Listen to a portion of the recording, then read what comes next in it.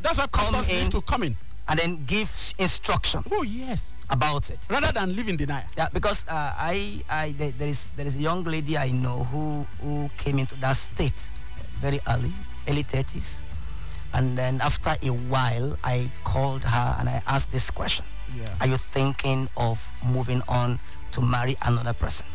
Do you have somebody you are dating? Or there's nobody yet, but like, are you thinking of that? Yeah. And the answer was yes. But then here is the question: who wants to marry a widow? Okay, that's the question. A lot of people want to marry widows. Do you know there are a lot of widowers too? Of course. Yeah. So, and the church is not helping those group of people. I hear of widows and widowers prayer meeting, because most of the time, even the widower is looking for a young girl to marry. Yes, but a good number of them too may actually want widows. Okay. Especially widowers who have actually completed their family. Exactly. And are looking for widows too, who have companionship. And they can, and they can bring the children together. But I think the church leadership has not been proactive enough. Yeah. Apart from prayer, God will supply your need. You are lonely, but God will make you, God will comfort you. It's okay. That is not enough. But I think serious counseling in the group, people should ask. Yeah. There should be network among widows and widowers fellowships. You understand what I'm saying? Yeah. Christian. Pastors should discuss if there's a widower somewhere, if there's a widow somewhere, and then people could discuss. Exactly. They are matured people. There are people who have lived with one kind of person before. You understand what I'm saying? Yes. And they can actually look at how they can help these people rather than leaving them vulnerable. Yeah. Because a lot of them could be vulnerable, and people who are not Christians can take advantage. Exactly. Both of the man and of the woman. They can take advantage of the widow and the widower. Okay. But when a widower is looking for a young girl to marry, that's another trouble. That's another trouble. And if a young man also who has not had a wife before is thinking, this girl, because there are some young men too, somebody who is in his late 30s, and here is a widow who is 31, he can as well think of, okay, I'm 38, this girl is 31, I can as well marry her. But then the family says, how can you marry a widow? Because you are a single young man. Yeah. And that has to do with the love. If the man is in love and genuinely in love with her, there are some widows that are more beautiful than single girls and are more, more resourceful. That's true. Yeah. That's true.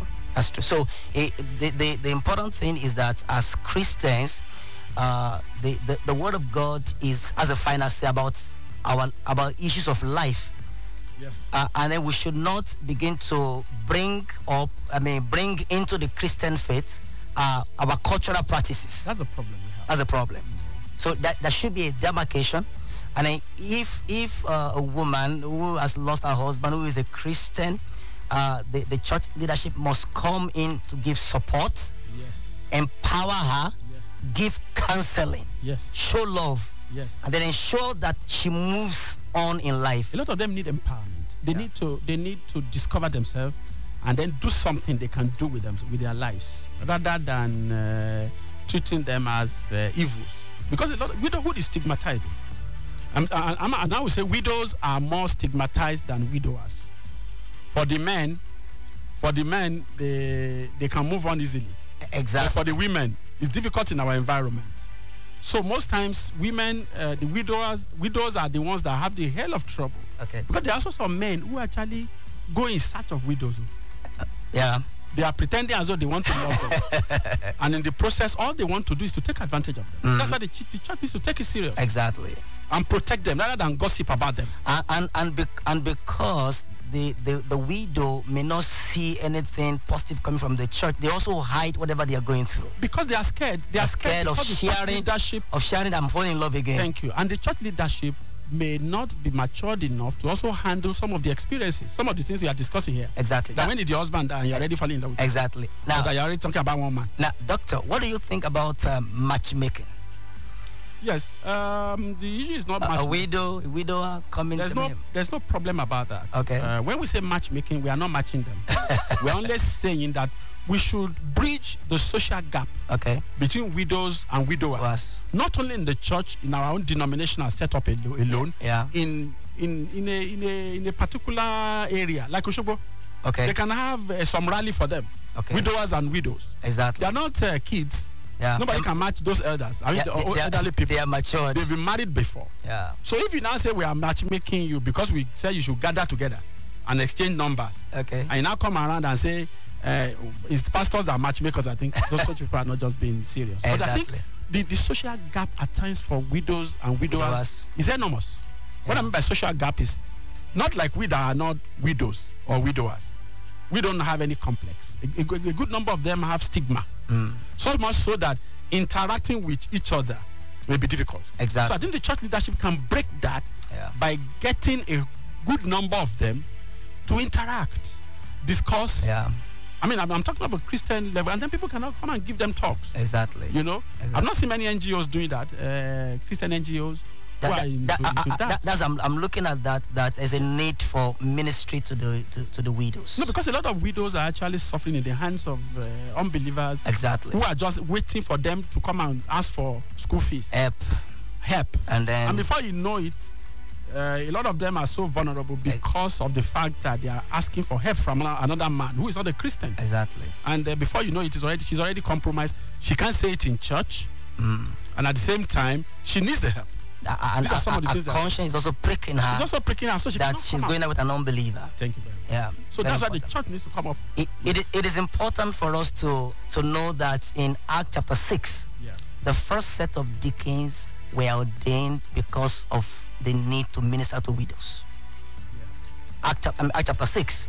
The widows of the Hellenists and then the Christian, there was a complaint. That's true. You know, and then Peter said, we can't leave the word of God and then begin to serve tables. Appoint among you deacons, and they give criteria. And it's interesting. You know, that's also interesting, Pastor. Yeah. It means that all these monies that a lot of our leaders just use in buying cars and all of that is supposed to be for the sustenance of the people. Exactly. Because if it was so much of a responsibility that they needed to think of appointing deacons. And those deacons were, the criteria were spiritual criteria. I mean, filled with the Holy Ghost, men of faith. I think part of them is Stephen. Stephen. Oh, yeah. So part of it was also Philip. Oh, yes. It means the responsibility is not something that can be waived. No. Like we do some sporadic. They said there's widows jamboree. Once in a year. Once in a year, and then you distribute some Congo of rice. Congo of rice, and say, "Lord be with you." And then some clothes. The church need to wake up to her responsibility. That's an area we need to look into very importantly. Because when we have widows, the way the scripture talks about it here in 1 Timothy shows that it's a social security. Yeah. Beyond the security, there's the community of faith should be such a strong social security that none of our widows should be scared. You know, there are governments of some nations that even have a program for widows regularly. But if our government is failing, I think the church should start that. As a matter of fact, the church should actually be at ahead of the society. Exactly. In laying examples in all manners of social welfare. So that's a call to have Christian NGOs that begins to look at the issues around widowhood, providing empowerment for them. So especially empowerment. Empowerment, also counseling. Yeah.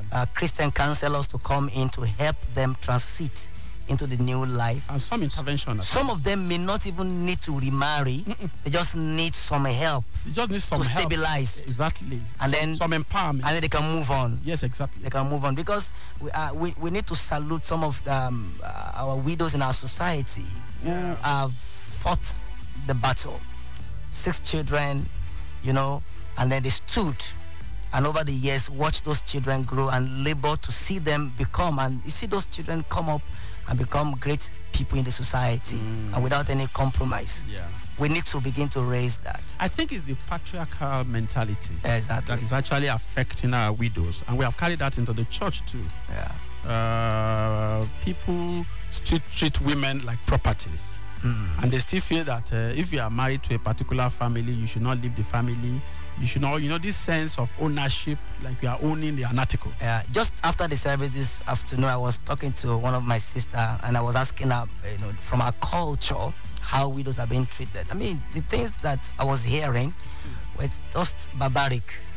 I mean, totally inhuman, and sometimes, doctor, even where the husband is a Christian and the woman too is a Christian, because of the tie with the family, they still subject that woman to face those practices. I think it's a failure of the church. Yeah. You see, if the church is strong, that's when the church should come in. Exactly. And take responsibility for the woman. Exactly. And the worst case is that, okay. And defend the woman. Not let her to be messed up. Exactly. Yeah. I've had instances like that, and I said, excuse me, you can't do that.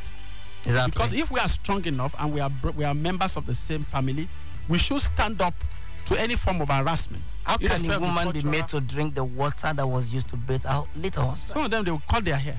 I mean, and lock them up for like 40 days or something. Even 1 year. This is just unfair.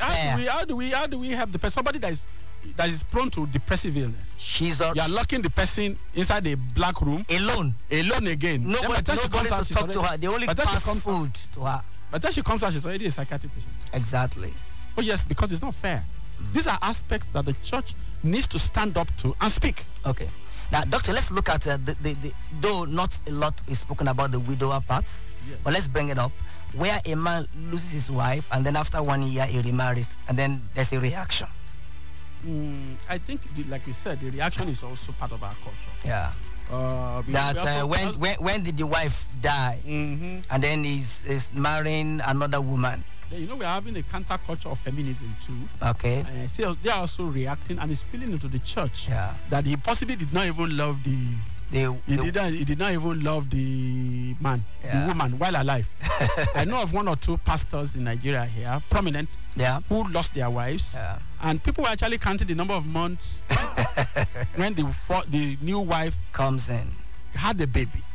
And they're trying to calculate that it's almost spilling into the time the woman was still alive. I mean, they're even trying to say that she got pregnant before the wedding. You know, that kind of thing. So we get so legalistic that we stifle the spirit of love that should help us in this hour of transition. Yeah. Somebody who has lost a partner. You understand what I'm trying to say? And of course, in helping the transition, of course, you know, there are some counseling too, because people who are also going to marry, widows and widowers, also have their peculiar problems. Yeah. Before you know, you start comparing the woman to your wife. Exactly. Oh, I miss if so is alive. This is how she does it too. The other lady may feel incompetent, may also feel like she's just one housemaid. Exactly. The image of the other wife is larger than life in the house. So there is a lot of counseling that needs to come in. That needs to come in. Exactly. If you're going to marry somebody fresh, please, you need to forget the fact that if you want to do it, be doing it in your mind or with the children. Not comparing somebody who is alive now with somebody who is dead. Exactly. And then, of course, the issues of children. Bringing children from the other marriage into the new marriage can become quite cantankerous. What do you think about that? And then the family of the late husband wants to claim back their children because they feel that you can't carry our children into another man's house. That's what I'm saying too, that a lot of counseling has to come in. Okay. A lot of meetings and decisions. Yeah. If the children are still young, there's no point. You don't have to deprive the woman of the children. They need their mother's love. They need their mother, and then it's the man too who is marrying to will not see the woman as coming with liability. Yeah. When the so-called love clears, and you now feel that this, excuse me, I can't remember when I paid the secondary school fees last. Now you are bringing Wahala into my life. Yeah. I'm still paying. I'm doing school run. So some people have promised they would love the woman, love the children. Midway, problem starts. When payment of school fees come, school run. Because me now I can't imagine having to do school run, because school run is a serious business. So for somebody whose last child is possibly in the university, just entering the university when he loses his wife, or the other way around. Okay. And then the woman is now coming into your life with people in GS1, primary school, and you have to do some school run. Exactly. I have a friend who is remarried, and then he said the husband does not follow her to visit the children. Her child who is in secondary school. And then when the boy comes, he gives him serious instructions. Not to go somewhere, not to do this, not to do, like talking to another side. She can't see the man loving the woman is now also hurt because she feels that the woman should be able to. If the man loves her, she should love the son. And I said it will take time. That also should be discussed. Even though it is discussed, when you get to the practice of it, it may be difficult. Yeah. Because you begin to feel that this. And then discussion continues again and then trusting that the new husband is also a Christian, so leveraging on that also. This is where the church leadership, pastors there should be a pastor who is vast, even every congregation. Yeah. They should look out for them and discuss these issues. Yeah. I don't know what they do in most widows and widowers fellowship. I don't know how often they meet. Okay. I don't know what is the strategy in place for social interactions. Okay. And for them to be able to come out clear with their problems. A good number of them may actually be depressed too. Yeah. And and it's being masked. Yeah. All in the name of religiosity. They deserve some attention. Yeah, thank you so much. Doctor, thank you so much for your contribution. Listeners, I believe that you have been following this conversation and also getting blessed. I'm sure that you have one or two contributions you would like to make and possibly ask questions as regards issues around widowhood. I'm going to call out our line so that we open up the line and you can phone in. Please, as you pick the phone to call, turn off your radio set so that we can enjoy your call. 0806 867 6165. 0806 867 6165. Second number 0905 648 7177. 0905 648 7177. The third number 0902 427 3808. 0902 427 3808.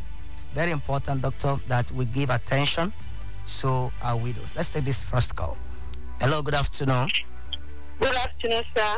Your name, please, and where you're calling from. I am Madam Victoria calling from Station Road. Madam Victoria, yes, go on. I've been listening to your program and I'm very impressed. Thank you. So I have this question to ask. Okay. Sir. Okay, go on.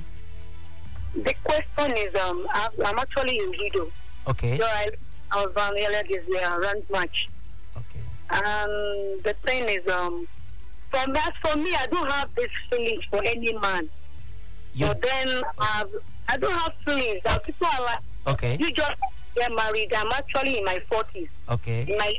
And I don't have the feelings for any man. Okay.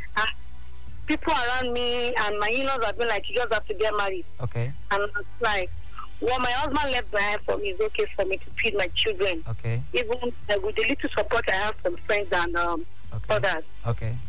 And the issue of getting married keeps on coming my way. Okay. How I can handle that and present myself? Okay. Okay. Thank you so much, Madam Victoria. Doctor, that's a question. Yes, that's yes. pressure from outsiders. Exactly. She doesn't see a need. She doesn't see a need for it. And then she's okay. Oh, yeah. If there's no need, you don't need to be pressurized. Yeah. It's like a lot of our parents pressurize daughters to get married. And then they make the daughters go and make a wrong choice. You are growing old. You are growing old. Your friends are married. And then before you know it, the lady will go and bring one boy somewhere who she has not properly, studied. Yeah. So I think if you are okay with that, there's a provision that if you can keep yourself and you wouldn't misbehave. Exactly. And you are sure that you don't need a man in your life. But I think you just lost your husband around March this year. Yeah. So it's still early. Still early. 9 months. Time will go. I think she's still grieving, and then the loss of the husband. Maybe in another 2-3 years, there will still be a need. It's not just sexual. This thing is about companionship. Somebody to talk to. So when that need comes, don't hesitate to speak out and seek sound counsel. Yeah. But if you don't let anybody push you or pressurize you. Yeah. Thank you so much, doctor. Let's take this call. Hello, good afternoon. Sorry. Yeah. So that's important. Sometimes too, if the kids are still very young and then you can manage them, well, sometimes children get to a certain age that the woman may feel there's a need for a man to be talking to those children. Yes. That may bring up a need for a man. But you should not be forced to do anything that is not from your heart. That's very important. That's a very good question, doctor. Yeah. Yeah. So we are talking to the church leadership that we need to begin to do something practical to help our widows. From the counseling point to empowerment, to see that they move on and they are also preserved in the faith. That's important. That's very important. Leveraging on that. So that they don't get too vulnerable. Exactly. When we leave them to sort things out, they are more vulnerable than we guided. Yeah. And then there's also a way we talk to them that they can feel comfortable to to confide in us. Yeah. When we go from the legalistic angle and we try to judge and gossip, they won't trust us. Let's say this call, doctor. Hello, good afternoon. Yeah, hello, good afternoon. Yeah, your name, please, and where you're calling from. Yeah, I'm on the line from Oyewole. From Oyewole, okay, go on, please. Okay, now I want to say this thing that it's a pity that most of the churches these days have neglected part of our duty, which is taking care of the widow. And we have left this duty for unbelievers to be doing on our behalf. And you know, when unbelievers were doing something, they would do it to suit their own purpose.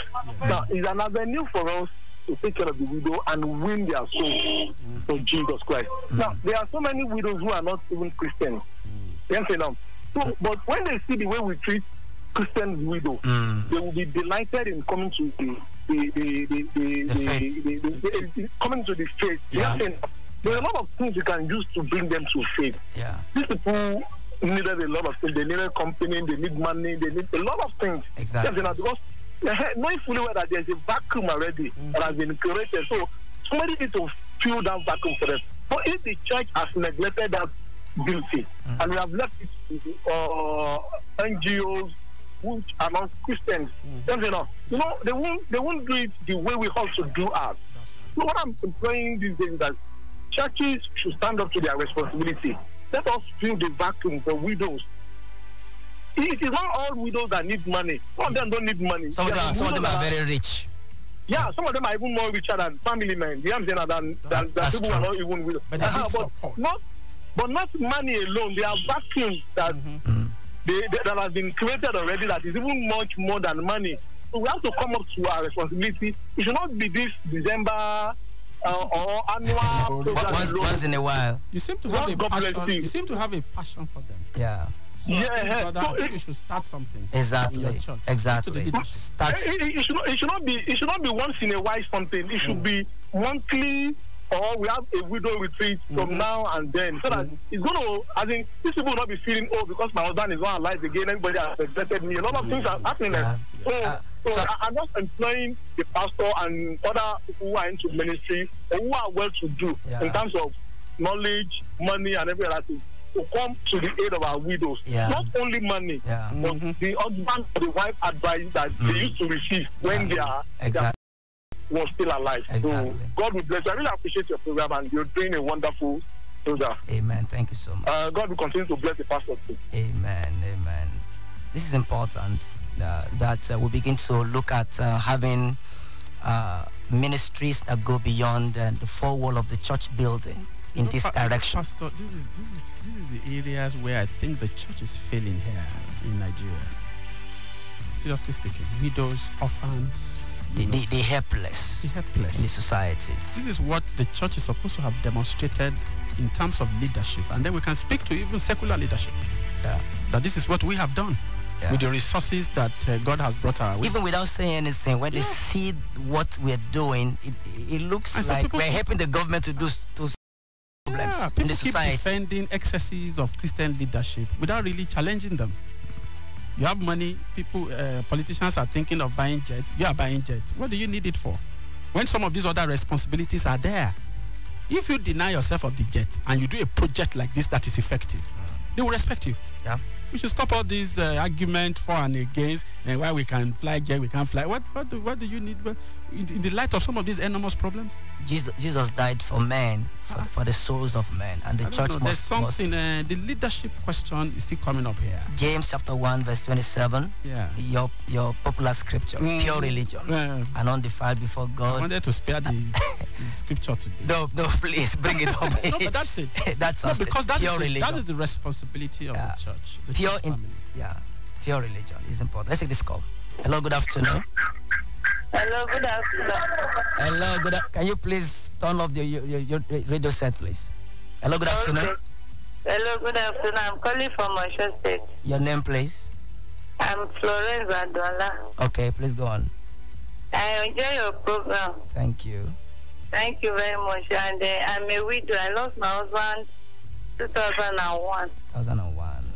There are some churches that they don't used to Oh, sorry. I will appreciate your call again. We'd like to listen to your story. I'm sure she has some experience. Exactly. She would love to share. Because some of the churches inadvertently actually promotes the stigmatization. Exactly. When they go into some spiritism, you know, they say they dream. Somebody says dream, and you know, kind of, you know, going into some things that are not biblical and scriptural. Yeah. You can stigmatize and make the life of the widow. It does not represent Christ at all. When they see a widow talking more to a man, they begin to gossip. If you know you have anything against the widow or you suspect something, you go to the person call and ask, this is what I'm thinking, rather than gossip. Yeah. So a lot of them have become so paranoid, widows, so much so that from day one like this, you know, they will just block everybody out. Exactly. So we're imploring widows to don't block people out. There are especially people, Christians. there are people out there. Genuine people in the church. Don't seek help outside. It's pure religion. That's without any other motive. Yes. It's outside the love of Christ. Yeah.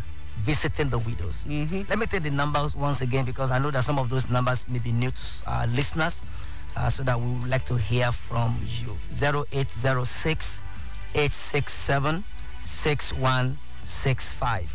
0806 867 6165. 0905 648 7177. 0905 648 7177. 0902 427 3808. 0902 427 3808. Yeah. So let's take this call. Okay. Yeah. Hello, good afternoon. Hello. Hello, good afternoon. Oh, sorry. I think Christian widows too, who have grown. You know, the criteria that they set for those who are 60 years to be brought into the widowhood. I think in our congregations, there are matured widows like that. Exactly. Even though we've not defined a ministry for them. Are there such women who are in that category? Okay. So, Doctor, let's take this call. We'll come back. Hello, good afternoon. Oh, sorry. You know, because some of us, we are saying nice theory. Yeah. Hello, good afternoon. Hello. Good afternoon. Good afternoon to you. Your name, please, and where you're calling from. Bayo Osogbo. Okay, Mr. Bayo, welcome. Thank you. Yeah. I really appreciate your program. Thank you. There is a matter which I want to put before you. Okay. There's one woman who lost her husband. Okay. Maybe 3 years ago. Okay. And unfortunately, she ran into another man's hand. Okay. And this man is the pastor of a church. Okay. The man has a wife at the same time. Okay. I wouldn't know whether it is a Christian way to, to take that you're a spiritual leader and you are consumed by materialism that prevents you from attending to the needs of the vulnerables. Yeah. It doesn't. We can even indulge our politicians. Do you understand what I'm saying? Yeah. But the marks that you are a spiritual person is that you can transcend the material to meet the needs of the vulnerable. Now, Doctor, imagine a woman together with her husband, when the man was alive, they were contributing to the development of the church and the advancement of the gospel. All of a sudden, the man is late. And then the church does not see a need to reciprocate that, support the woman, even financially. And rather expecting her to keep giving. And then we talk about widow's mite, which is actually out of the context. We are supposed to show them love, care, attention, and support. Yes. Very important. Very important. Our time is fast spent. I want you to speak to our listeners your parting message. Yes, my parting message is that these cultural practices of widowhood, the church should stand up to it and banish it. Exactly. The Bible says we should not be conformed to the superficial customs, cultural practices of this world, but we should be renewed. We should be transformed in our minds. Yeah. Now, one of the things widows go through is this cultural, this way they treat cultural affliction. Yes, we should stand up to it and support widows. Yeah. I think widows are more affected than widowers. Exactly. And from that comes when families will take up properties. Some men don't write will. Before you know it, some people who had worked together with their husband don't have anywhere to stay. Nowhere. It's so sad. And of course, widows should also seek help within the church. They should speak. There will be 1 or 2 matured people in the church. More importantly, there are some widows that I think of this 3 score, this 60